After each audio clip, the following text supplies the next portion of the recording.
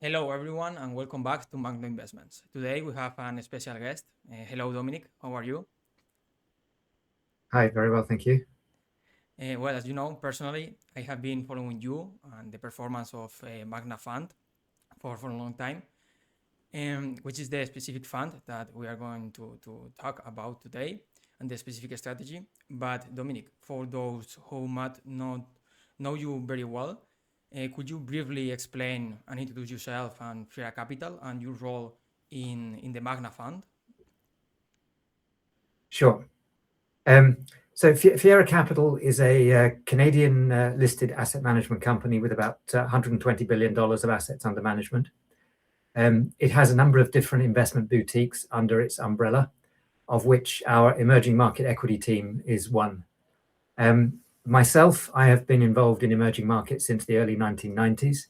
I started investing in Eastern Europe in 1992, very soon after the Berlin Wall fell, and started with investing in the first market to open up in Eastern Europe post the fall of the wall, which was Hungary in 1992. I've been involved in emerging markets my whole career. I started co-managing the Magna New Frontiers Fund in 2013. We built the fund from seed capital provided by the founders, the management team, to a fund of about $900 million today. We're looking that the strategy of the fund is to invest in countries, in markets, in stocks where we think that there is little research and little foreign ownership, and therefore big mispricings. And really our philosophy on investing in emerging markets and frontier markets is to look for opportunities where we think that other people are not looking. Okay, this is impressive, the record you have. I saw it. So why do you believe that frontier markets offers a structurally attractive opportunity for long-term investors? I mean, why from frontier markets, right? Yeah, and frontier markets as an asset class, I would not necessarily advocate for, but as an opportunity set is very, very interesting, because the term frontier markets, and we include smaller emerging markets in that, includes countries that are going through positive reform, but also countries that are going through negative reform. So obviously the key when we're investing is to make sure that we avoid those countries where we think negative reforms are happening, which damages economies, damages currencies, and to focus on those countries where we think that positive reforms are happening. Now, because many of these countries are starting their new reform processes and are not necessarily part of the mainstream kind of investable universe, we see a lot of opportunity, a lot of times to invest in countries where the early stages of reform are taking place, and the fact that these reforms are happening and that the country is transforming has not yet reached the mainstream investment community. So in terms of the number of markets we're talking about, there are about 80 markets, stock markets in the world, in countries that are outside of developed markets or the largest emerging markets. As I said, at any point in time, some of these countries and markets are doing well, some are doing badly. But that opportunity set provides us at any point in time with a lot of interesting opportunity. And if we look at the valuation of our portfolio over the last 13 years as an indicator of why this is a structurally attractive opportunity set, we were 13 years ago trading at a 1-year forward PE on the portfolio of 9.5 times.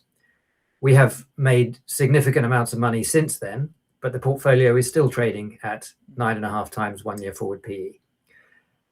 That means that we have successfully over the years recycled money from markets that have done well, where we've caught the reform process and invested in the right companies, and sold when we felt the companies were at fair value, and recycled that money into new opportunities.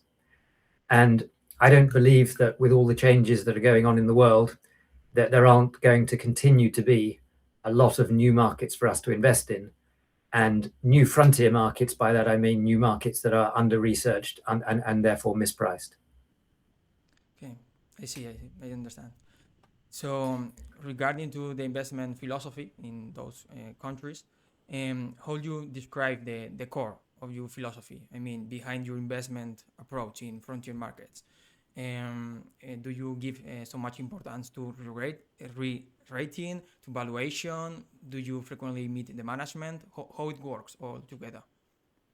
Yeah, it's a combination of factors. The first part of the investment process is always to rule out countries where we think that there is negative reform or the risk of some kind of emerging market crisis, which is normally a currency crisis.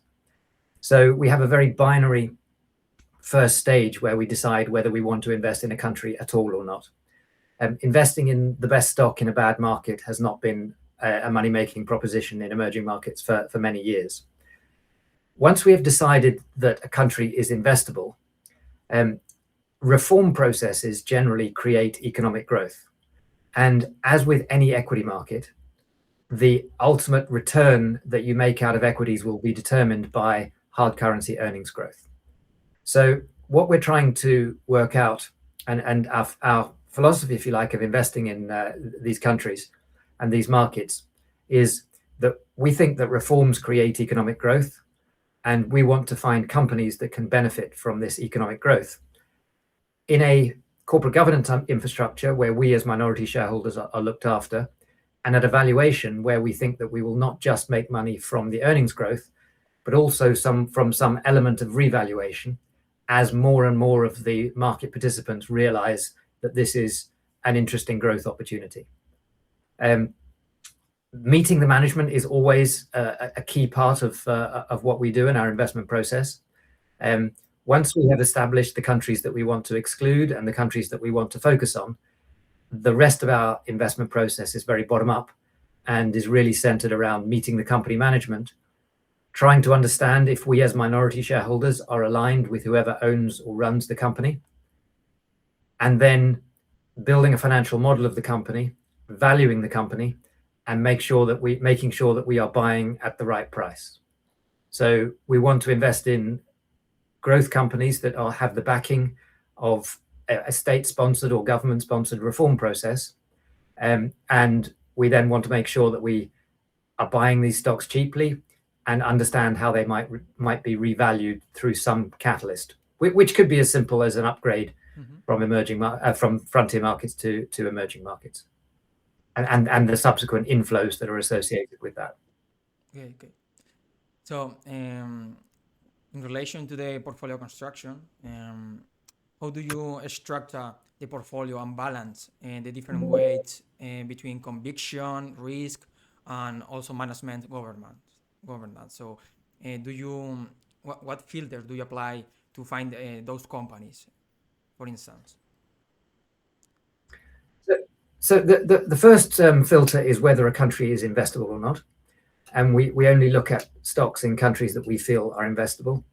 The second is that we need to be comfortable that as minority shareholders that we are going to be well treated, and we need to have confidence in the management to execute their business plan. So we filter out by country, then we filter out by management, and then it's a question of whether we can buy the stock at the right valuation.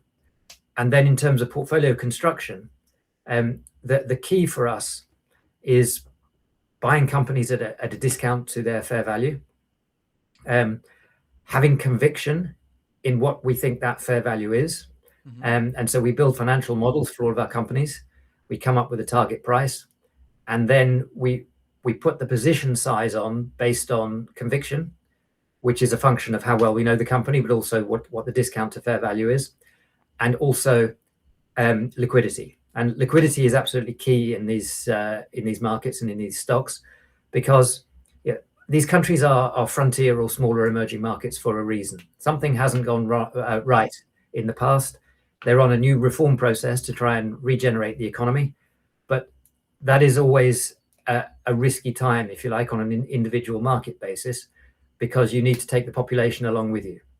And generally, economic reform requires making people a little bit worse off to become much better off in the long term. And so we need to maintain liquidity and the ability to change our mind when we're constructing the portfolio. So we will only put positions on in a country or a company where we are confident that if our thesis changes, or if we've got the thesis wrong, we can change our mind by selling out of the positions. Right. And for instance, I saw that you have a huge weight on Vietnam, and specifically in the banking sector.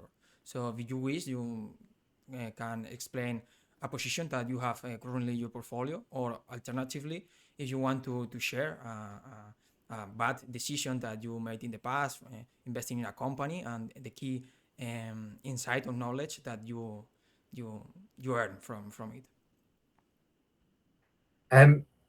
Okay, yeah. I mean, on Vietnam, I think Vietnam is fairly unique amongst emerging markets because it is the 8th most traded emerging market in terms of average daily volume, but is classified by MSCI as a frontier market, which means that it doesn't have any of the passive money or quasi-passive money in it that all the big emerging markets classified by MSCI have. So we think it's a combination of very high growth, and economic growth is running at the moment between 8 and 10%, low inflation, low debt levels, a very low bond yield, record levels every year of foreign direct investment, so they're attracting investment into the economy.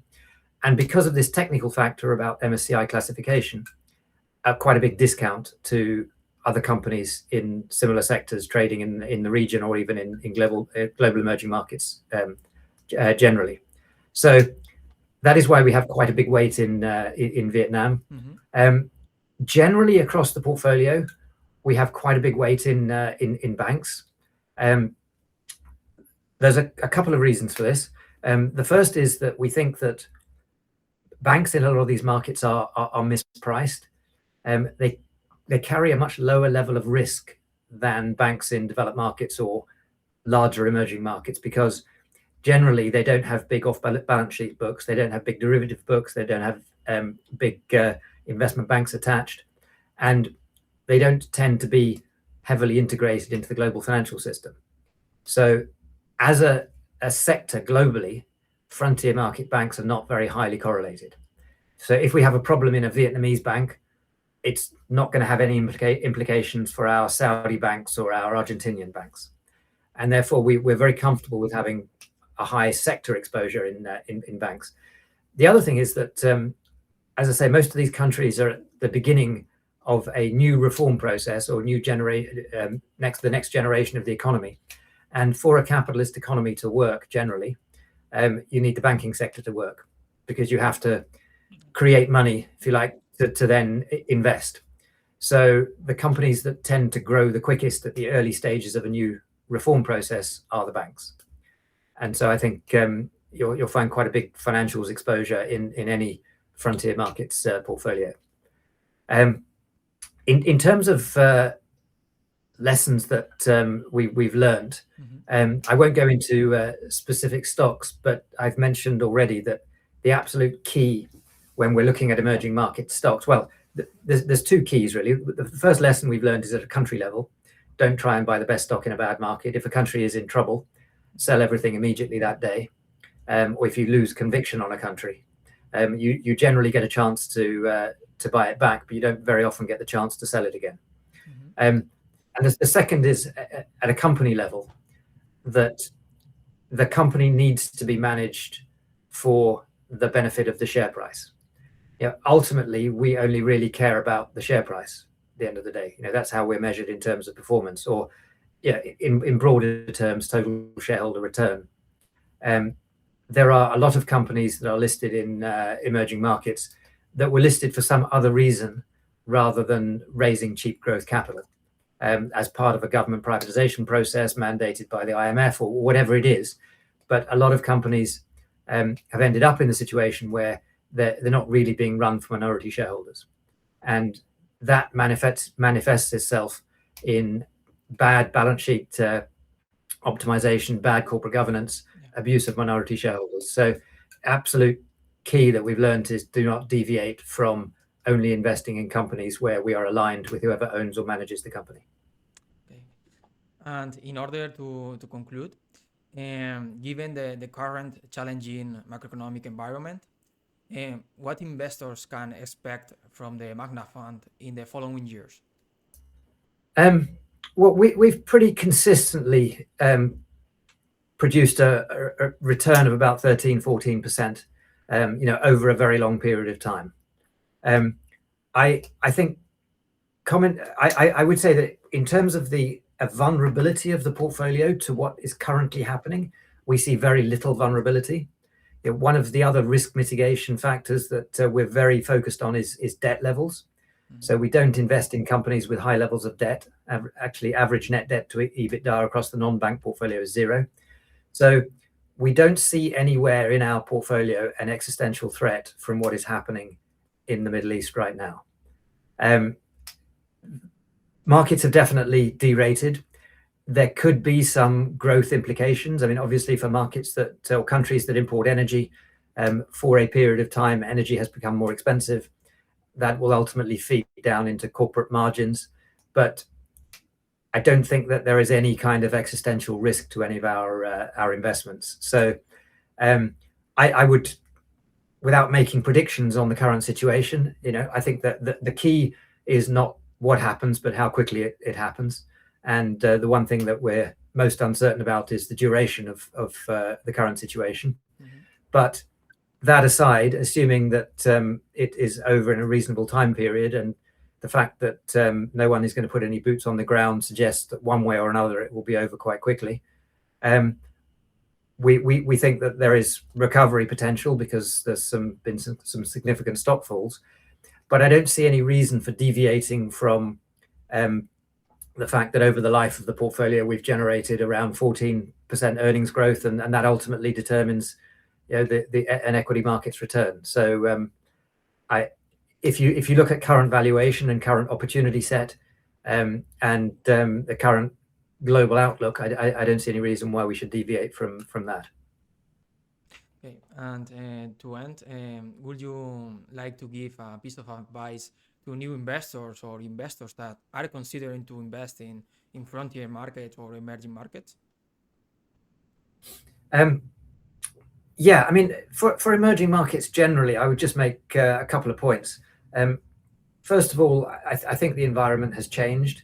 For the first time ever in 2023, emerging market debt as a percentage of GDP went below developed market debt. Emerging market inflation is below developed market inflation, which means that you don't have the normal currency headwind that you've had in emerging markets for probably the last 30 years. Yeah, according to our financial modeling in the past, we've always we only care about the return in hard currency, if you like, not the local currency return. But generally, currencies depreciate by the inflation differential. If the inflation differential is back the other way, you have, for the first time ever, really, in emerging markets, a following wind in terms of the currencies. Secondly, I would say, particularly with respect to frontier markets, if I tell you about a portfolio that includes Vietnam, Kazakhstan, Argentina, Poland, Peru, it implies a higher level of risk, just because those countries are less well known and less well developed. But actually, the key with frontier markets is if you put them together in a portfolio, the systemic risk is much lower, because if we have a problem in Peru, it's not going to impact our Vietnamese investments. So if you look at the volatility of frontier markets versus emerging or developed markets, it's historically, over a long period of time, been much lower. So on an individual stock or an individual country basis, you might have more risk, but on an overall portfolio basis, frontier markets have proved less risky than emerging or developed markets. Yeah, this correlation is huge. Yeah. Yeah. So that will be all. Thank you for coming here and share all your knowledge. And I really appreciate it. I know that you are quite busy. So thank you so much for coming. No, And no problem at all. Hopefully the audience will also appreciate it. I will put in the description the link of the fund and the company, the Fiera Capital. So everyone who wants to know more about you will do it. Okay. Great. Appreciate it. Good luck. Thank you so much, Dominic. Bye. Right, thank you. Bye-bye.